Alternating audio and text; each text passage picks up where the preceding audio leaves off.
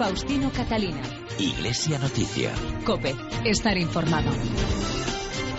Muy buenos días, amigos, son las 8:30, hoy es 11 de mayo de 2014 y a esta hora llega en la cadena COPE el tiempo para la actualidad religiosa en España y en el mundo que les ofrecemos cada 7 días en Iglesia Noticia, un programa que hoy hacemos para ustedes gracias a Rocío Fernández en el control de sonido y Amparo Latre en la producción y con el avance de lo más destacado en los siguientes titulares. Con el lema Sal a darlo todo, la Iglesia celebra hoy la Jornada Mundial de Oración por las Vocaciones. La Conferencia Episcopal pide que hagamos de nuestra declaración de la renta una declaración de principios. El Vaticano destituyó en la última década a cerca de 900 sacerdotes culpables de abusos a menores después de investigar más de 3.400 casos creíbles. La Congregación para las Causas de los Santos reconoce el milagro para la beatificación del Papa Pablo VI. Abre sus puertas en la localidad burgalesa de Aranda de Duero Eucaristía, la nueva exposición de las edades del hombre. Las organizaciones católicas de cooperación piden cambios en el modelo económico que genera injusticias, pobreza y hambre en el mundo. Asambleas plenarias de las conferencias episcopales de Brasil, Argentina, Chile, Ecuador e Inglaterra. Iglesia Noticia. COPE. Estar informado. La Iglesia celebra este domingo 11 de mayo la Jornada Mundial de Oración por las Vocaciones con el lema Sal a darlo todo. En su mensaje para esta jornada, el Papa Francisco pide a los católicos que abran su corazón a grandes ideales, a cosas grandes. Convoca a rezar en este día para que haya personas que entreguen su vida a Dios y aconseja a quienes se interrogan sobre su vocación que no tengan miedo y participen con confianza en el camino comunitario que despierte en cada persona y en su entorno las mejores energías. Alonso Morata es el secretario de la Comisión Episcopal de Seminarios y Universidades. Esta jornada quiere ser una oración por todas las vocaciones en la Iglesia, vocaciones laicales, de familia, de casados, de solteros comprometidos, vocaciones para la vida religiosa y también vocaciones para el sacerdocio diocesano secular. Este año el lema es Sal a darlo todo. Y Sal a darlo todo quiere referirse a lo que el Papa Francisco nos dice de ir a las periferias, no quedarnos encerrados nosotros en nuestras cosas y sin abrirnos al mundo, porque entonces no cumplimos lo que Jesús quiere que sea el Evangelio, una buena noticia anunciada a todos los hombres. Alonso Morata nos habla también de la evolución de las vocaciones al sacerdocio y la vida religiosa en España. Han subido un poquito este año las vocaciones, los seminaristas. El número significativo, pues no es muy significativo, pero bueno, siempre que hay una pequeña subida nos da esperanza. Y de todas maneras la esperanza la tenemos en el Señor, que sigue llamando, y nosotros que tenemos que ponernos en el mundo en el que vivimos. No estamos ya en una sociedad de cristiandad como estábamos hace 50 años, sino una sociedad múltiple con muchas gentes que piensan de otra manera a la que hay que respetar, pero eso no quiere decir que no seamos predicadores de la palabra y del Evangelio como lo que Jesús quiere para que seamos felices. También de esta Jornada Mundial de Oración por las Vocaciones nos habla Ángel Alindado, que es el responsable de la pastoral vocacional en España de los sacerdotes del Sagrado Corazón de Jesús, conocidos como los padres reparadores o deonianos. Nosotros elaboramos desde CONFER, desde la pastoral juvenil y vocacional, elaboramos algunos materiales pues que nos parecen interesantes para animar la vida de las parroquias, los colegios, las comunidades cristianas en torno a las vocaciones, la vocación cristiana en sentido amplio, la vocación de especial consagración también.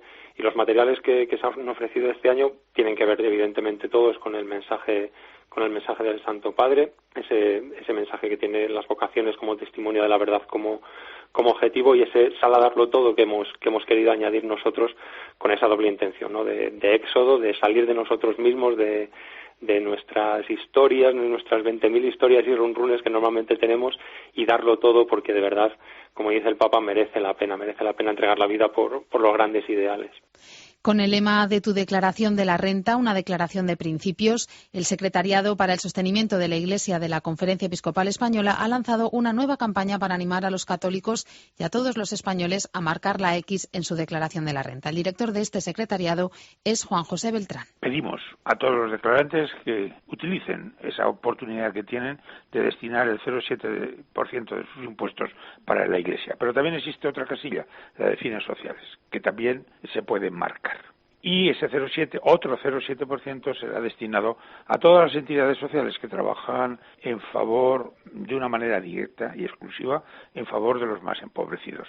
Por tanto, nuestro compromiso en este momento con todos nos hace decir a todos los declarantes que al hacer su declaración de la renta hagan también una declaración de principios de fe, de solidaridad, de amor y de justicia para todos aquellos que realmente necesitan el apoyo de la sociedad. Y la Iglesia es una entidad que necesita ese apoyo para poder llevar a cabo la inmensa labor espiritual y social que lleva a cabo en todos los rincones de España.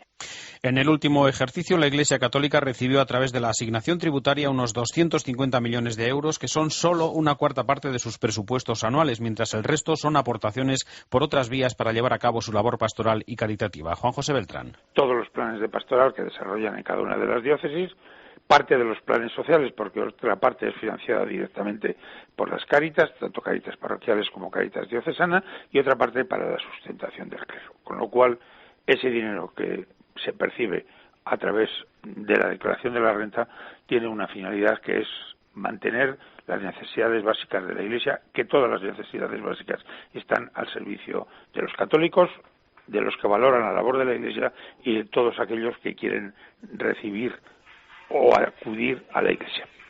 Varias organizaciones católicas de cooperación, como Cáritas, Manos Unidas, Justicia y Paz, Confer y Redes, convocaron el miércoles en varias ciudades españolas vigilias de oración por el cambio de la realidad social y del actual modelo económico. Una injusticia y pobreza que afecta a 1.200 millones de personas, además de otros 800 millones que pasan hambre cada día, por lo que piden a los poderes públicos que pongan en marcha políticas de solidaridad y que cumplan los compromisos adquiridos de cooperación internacional. El jesuita José Luis Saborido es el responsable del Departamento de Justicia y Paz de la Conferencia Español de Religiosos. A la hora de plantear una política económica, que la mirada no esté únicamente en los problemas de nuestro país, que son grandes, ¿no?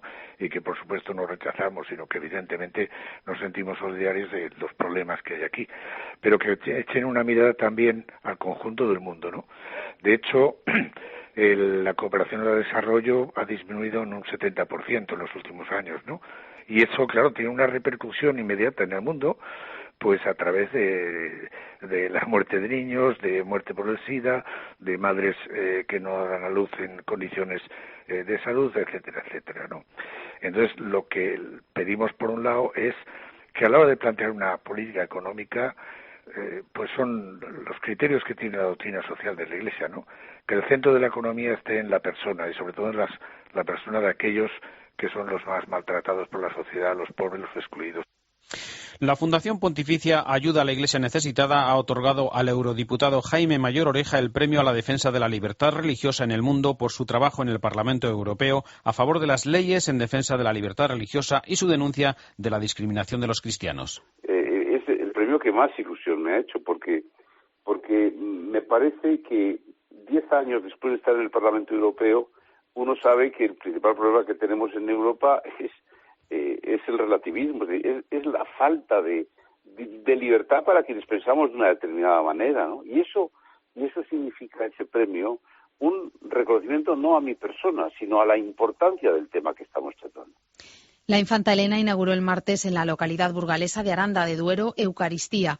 Este es el título de la 19ª exposición de las Edades del Hombre que podrá visitarse hasta el 10 de noviembre. Ramón García Pellegrín. Son 120 las obras de arte sacro que vertebran Eucaristía, la nueva exposición de las Edades del Hombre en Aranda de Duero. La infanta Elena y la vicepresidenta Soraya Sáenz de Santa María inauguraban oficialmente esta semana la muestra número 19 del ciclo religioso-cultural Las Edades del Hombre en su 25 aniversario.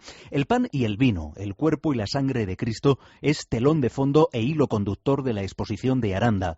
Don Francisco Gil Ellín, arzobispo de Burgos. La Eucaristía, como sacrificio, comida y presencia, es un tema antiguo y nuevo. No en vano es el centro de los misterios celebrados por los creyentes. Esto explica que siempre hayan estado presentes en nuestras exposiciones. Eucaristía ofrece una gran renovación en el discurso expositivo. Un gran porcentaje de las 120 piezas aportadas por las 11 diócesis de Castilla y León son obras de arte contemporáneo de artistas como Antonio López, Carmen Lafón o Víctor Macho, que dialogan con las obras de arte de los maestros antiguos como Murillo, Sorolla, Gil de Siloé o Gregorio Fernández. Juan Álvarez Quevedo, comisario de Eucaristía, declaraciones a la linterna de COPE. Abre una posibilidad para que se establezca un diálogo. Si hasta ahora era un diálogo entre la misma representación de siglos antiguos, pero distintos siglos, el artista moderno tiene hoy mucho que decir a la Iglesia, pero también evidentemente tiene que pasar una especie de examen. Estos son los pequeños exámenes que el tiempo y la historia se encargan de decidir esta obra vale, la otra no vale, como ha ocurrido siempre con todo tipo de arte.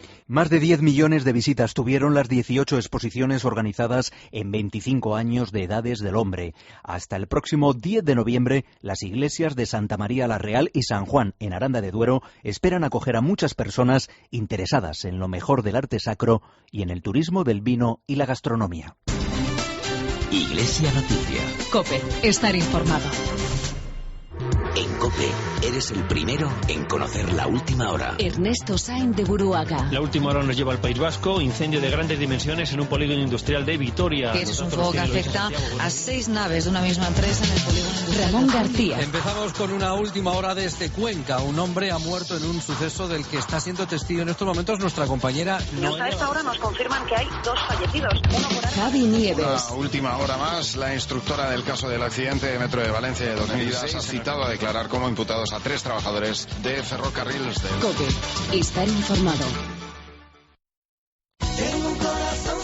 Comienza de nuevo la gira de congresos Lo que de verdad importa. Estaremos en La Coruña, Palma, Sevilla, Bilbao, Barcelona, Valencia, Zaragoza y Madrid. Y podrás seguirlo en directo a través de nuestra web. Valores como la superación, el esfuerzo, el optimismo o la generosidad son la base de las actividades que desarrolla la Fundación. Más de 100.000 personas ya han descubierto lo que de verdad importa. Si quieres acudir a los congresos o saber más acerca de lo que hacemos, entra en loquedeverdadimporta.org. Con la colaboración de COPE. Iglesia Noticia. COPE. Estar informado.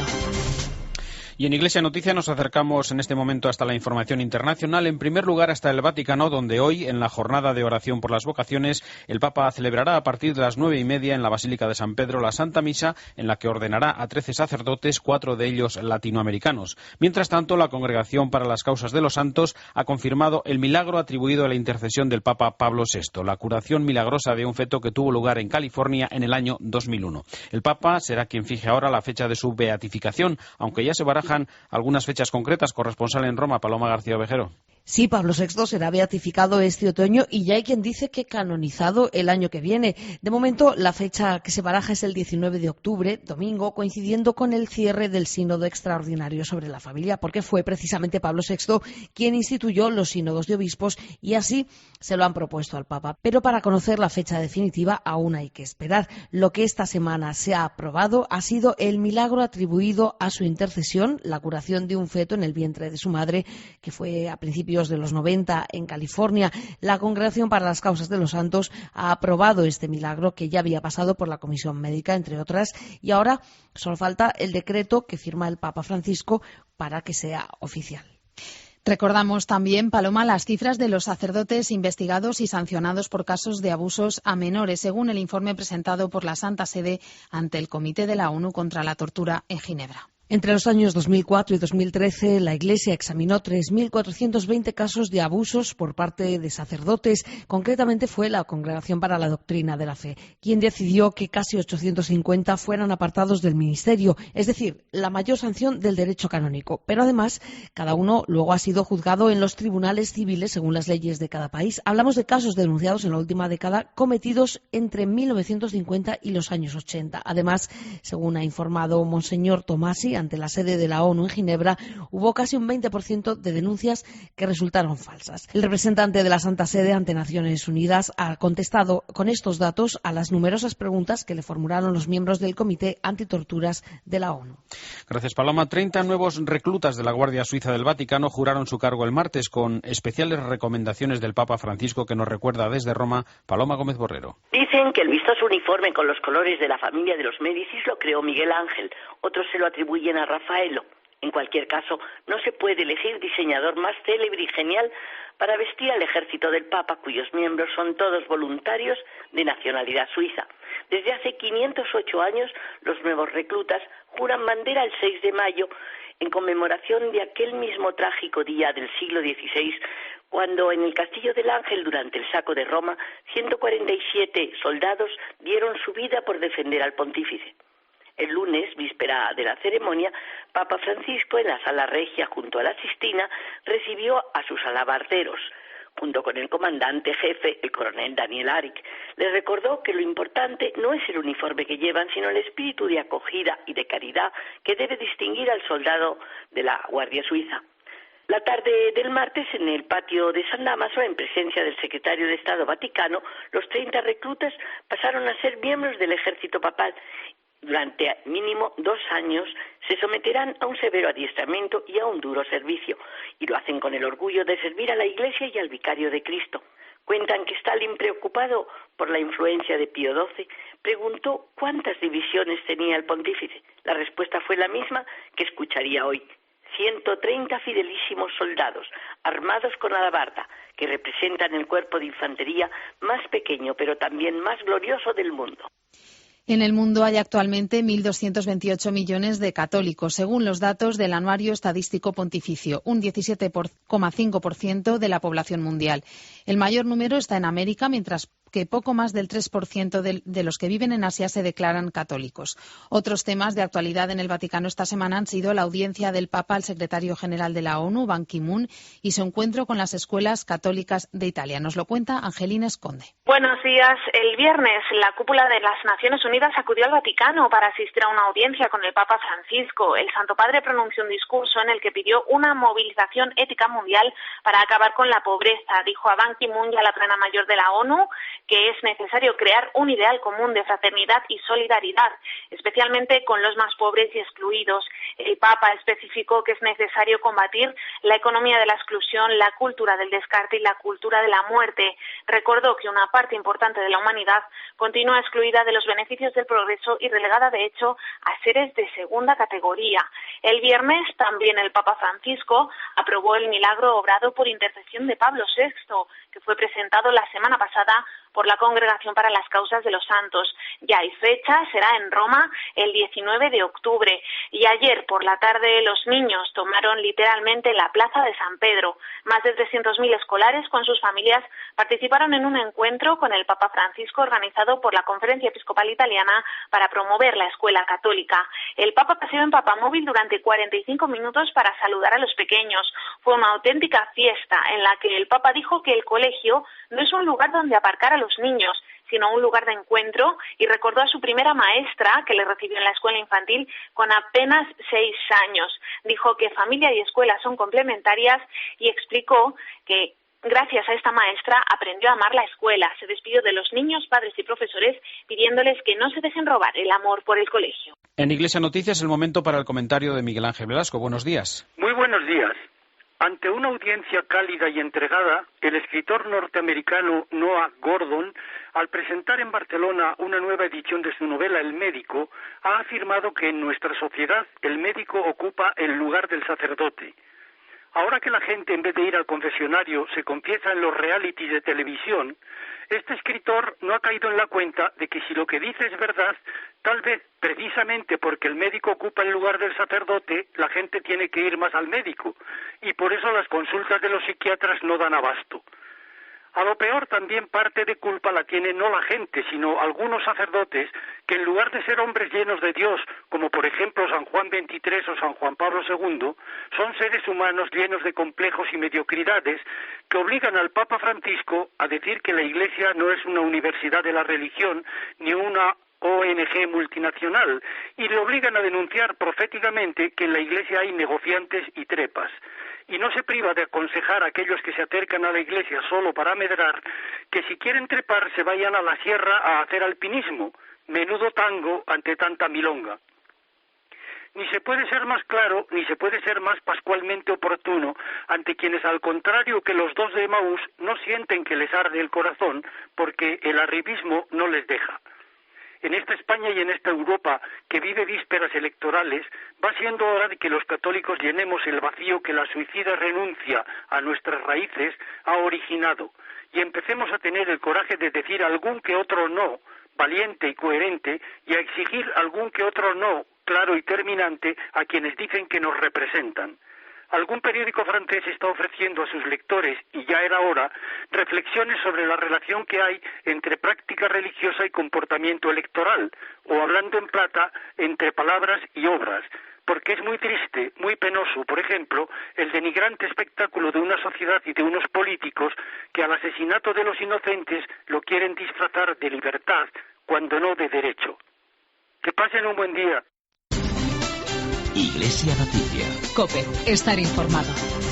Estamos en la cadena COPE y continuamos en Iglesia Noticia con otras informaciones también de la actualidad internacional. Nos vamos en primer lugar hasta China, donde continúan las acciones del gobierno para frenar y contener el rápido crecimiento del cristianismo que millones de chinos profesan ya de forma clandestina. Una información que nos amplía desde Pekín, Pablo Díez. Para frenar el auge del cristianismo, el régimen chino planea demoler 5 iglesias en la provincia costera de Zhejiang, al sur de Shanghái, con el argumento de que incumplen las normas urbanísticas por su gran tamaño.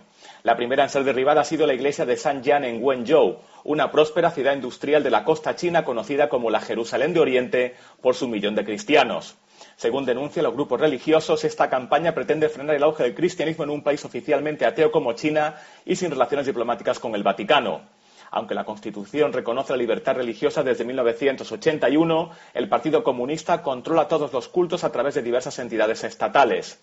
Entre ellas destaca el Consejo Cristiano de China, con 20 millones de protestantes, y la Asociación Católica Patriótica, con 12 millones de miembros. Pero su número podría llegar a los 60 millones por el auge de la religión debido a la crisis de valores que ha traído el rapidísimo paso del comunismo al capitalismo.